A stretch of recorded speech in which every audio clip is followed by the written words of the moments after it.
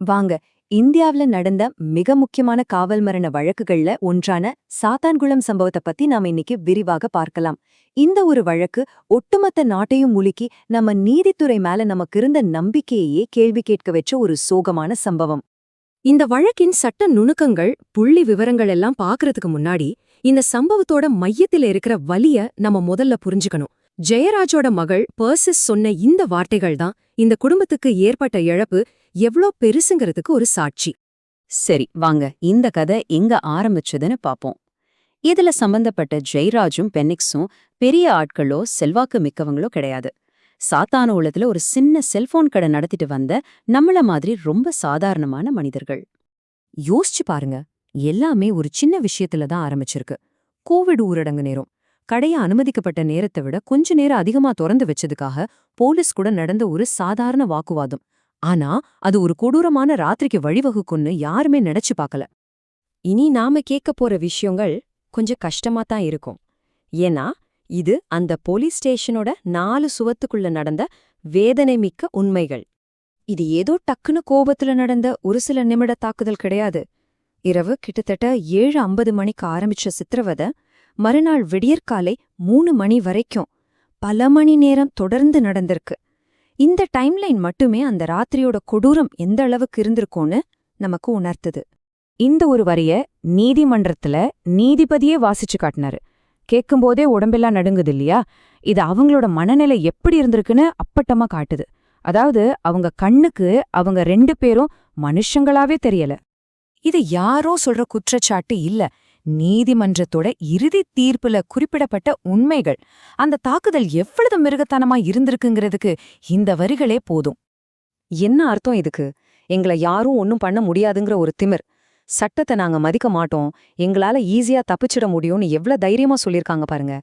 இந்த இரட்டை மரணங்கள் நாடு முழுக்க ஒரு பெரிய கொந்தளிப்பை ஏற்படுத்துச்சு.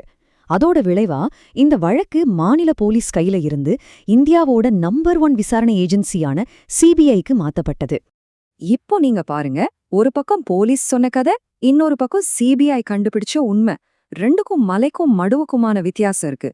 இதுல இருந்தே இது ஒரு திட்டமிட்டு உண்மையை மறைக்க நடந்த முயற்சின்னு தெளிவா தெரியுது. சிபிஐ உள்ள வந்ததுக்கு அப்புறம்தான் மறைக்கப்பட்ட பல ஆதாரங்கள் ஒவ்வொன்னா வெளியே வர ஆரம்பிச்சது.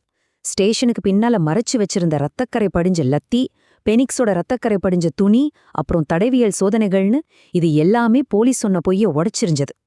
இந்த வழக்குல ஒரு பெரிய திருப்பு முனையே இதுதான்னு சொல்லலாம். கூட வேலை பார்க்கறவங்களோட எல்லா மிரட்டலையும் தாண்டி ரேவதிங்கிற ஒரு பெண் காவலர் தைரியமா முன்னாடி வந்து நடந்த உண்மையெல்லாம் சொன்னாங்க. அவங்களோட சாட்சியம் இந்த வழக்குல ரொம்ப ரொம்ப முக்கியமா அமைஞ்சது. பல வருஷம் நடந்த இந்த நீண்ட சட்ட போராட்டத்துக்கு அப்புறம் கடைசியா நீதிமன்றத்தோட தீர்ப்பு வந்துச்சு. அந்த தீர்ப்புல என்னென்ன முக்கியமான விஷயங்கள் இருந்துச்சுன்னு பாப்போம். கோர்ட்டு ஒரு ரொம்ப முக்கியமான விஷயத்த தெளிவுபடுத்தினாங்க. இது ஏதோ தெரியாம நடந்த காவல் மரணம் இல்ல, இது வேணுமுன்னே கொல்லணும்ன்ற நோக்கத்தோட நடத்தப்பட்ட ஒரு கொலைன்னு தீர்ப்பளிச்சாங்க. போஸ்ட்மார்ட்டம் ரிப்போர்ட்டும் அதேதான் உறுதி செஞ்சது. கிட்டத்தட்ட 5.5 வருஷமா இந்த வழக்கு நடந்துச்சு. கடைசியில இந்த வழக்குல சம்பந்தப்பட்ட 9 போலீஸ் அதிகாரிகள் கொலை குற்றவாளிகள்னு மதுரை மாவட்ட நீதிமன்றம் தீர்ப்பு வழங்குச்சு. நீதிபதி முத்துக்குமரன் சொன்ன இந்த கடைசி வார்த்தைகள் அதுதான் பல வருஷ போராட்டத்துக்கு கிடைச்ச ஒரு முடிவு. ரொம்ப நாள் காத்திருப்புக்கு அப்புறம் கடைசியா ஜெயராஜுக்கும் பென்னிக்ஸுக்கும் நீதி கிடைச்சது. சரி, தீர்ப்பு வந்தாச்சு, குற்றவாளிகளுக்கு தண்டனையும் கிடைச்சாச்சு. ஆனா இதோட எல்லாம் முடிஞ்சிடுச்சா? இந்த தீர்ப்பு எதிர்காலத்துக்கு என்ன சொல்ல வருது? தண்டனைய கொடுத்ததோட கோர்ட் நிறுத்தல, ஒரு முக்கியமான உத்தரவையும் போட்டாங்க. அதாவது தப்பு செஞ்ச அதிகாரிகளோட சொத்துக்கள்ல இருந்து பாதிக்கப்பட்ட ஜெயராஜ் குடும்பத்துக்கு இழப்பீடு கொடுக்கணும்னு சொன்னாங்க. இது தப்பு செஞ்சவங்கள பண ரீதியாகவும் பொறுப்பேற்க வைக்கிற ஒரு நல்ல முன்னுதாரணம். இவ்ளோ பெரிய இழப்பு சந்திச்ச பர்சிஸ் என்ன சொல்றாங்கன்னா, இந்த மாதிரி கடுமையான தண்டனைகள் கொடுத்தாதான் மத்த அதிகாரிகளுக்கு ஒரு பயம் வரும், அவங்களும் இந்த மாதிரி கொடூரமா நடந்துக்கிறதுக்கு முன்னாடி அவங்க குடும்பத்தை பத்தி யோசிப்பாங்கன்னு சொல்றாங்க. அதாவது இந்த தீர்ப்பு ஒரு பாடமா இருக்கணும்னு அவங்க நம்புறாங்க. ஆமா, நீதி கிடைச்சிருக்கு. ஆனா ஒரு நிமிஷம் யோசிச்சு பாருங்க, இந்த ஒரு தீர்ப்பு மட்டும் போதுமா?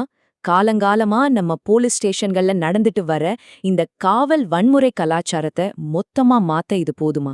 இந்த கேள்விக்கான பதில நீங்களும் நானும் நம்ம சமூகம்தான் தேடணும்.